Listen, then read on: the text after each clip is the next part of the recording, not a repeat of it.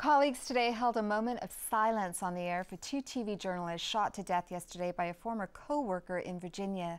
The killings are tragically familiar examples of workplace violence, troubled people getting access to guns, and unspeakable grief. And the shootings raise yet again the question of how to spot the traits that lead a person to kill before they act. Joining me today are San Diego State business ethics lecturer Wendy Patrick and family therapist David Peters. David, let's start with you.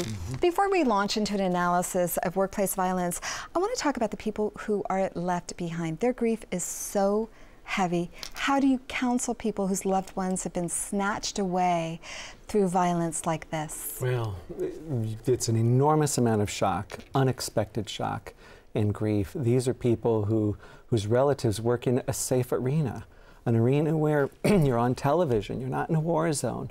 So the woman was engaged to be married. So to lose a friend, a family member, a colleague in this way, with such a deep shock, mostly you're helping someone in the first stage just take care of themselves. You do have to eat, you do have to sleep, you do have to be careful with alcohol, you do have to stay close with friends. I work on taking care of the physical needs first, and when those are met, then we begin to give them room to vent, to grieve, to feel the anger and the outrage.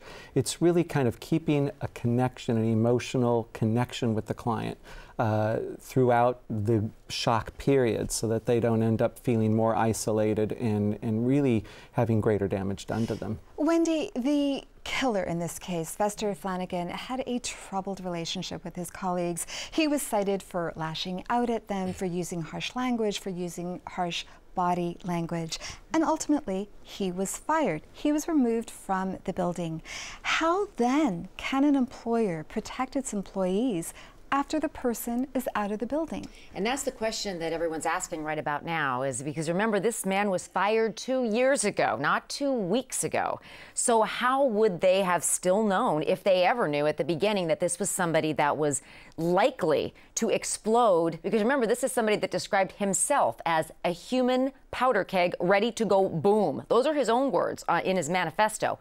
To whom did he express that he posed or could pose this level of threat? That's a question that's now being asked by many that want to know the answer to the good question you asked. How could the employer have known, or should they have known, that this is somebody who could cause this kind of damage to somebody else? So, David, some of the people we turn to are the people who knew the perpetrator. In this case, a childhood friend has said that he never saw a side like this of his friend and that he was no monster. If that's true, what are the trigger points that set people like Flanagan off? Well, while his friend knew him as no monster, in this case, many people in recent years knew he was difficult to get along with. And it's not really uncommon for someone to be able to hide traits. But it could very well be that through his childhood and early adulthood, he was fine. But there was a building development of kind of a paranoid state, a feeling of being persecuted, that if you followed him day by day, you'd see it. But for employers to spot it, it can be extremely difficult until it begins to happen. And in this case, it's not possible for an employer to follow someone 2 years after they've been fired. The workplace is really defenseless against this sort of thing. Wendy, I want to turn to the issue of guns and access to guns. Vester Flanagan legally purchased a gun. He passed a background check. How was he able to do all of this legally? Well, many people pass background checks that shouldn't have guns, and sadly, we see examples of that every day. Part of why someone might have guessed that this man had some serious mental issues. You know, I talk about malignant narcissism. This is somebody whose grievance collecting went above and beyond the normal the negative emotions that are associated with being fired. Remember, this is a man that had to be escorted out of the building by the police after the latest firing. But back in terms to the background check that's necessary to buy guns, you look at his history. He was a serial litigant.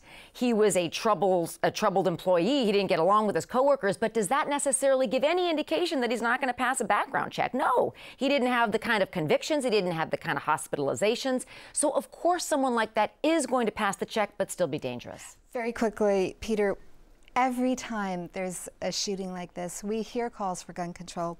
In this case, the father of the journalist, Allison Ward, has vowed to fight for gun control. But, you know, we've seen Newtown, we've seen Fort Hood, we've seen the theater shootings in Colorado.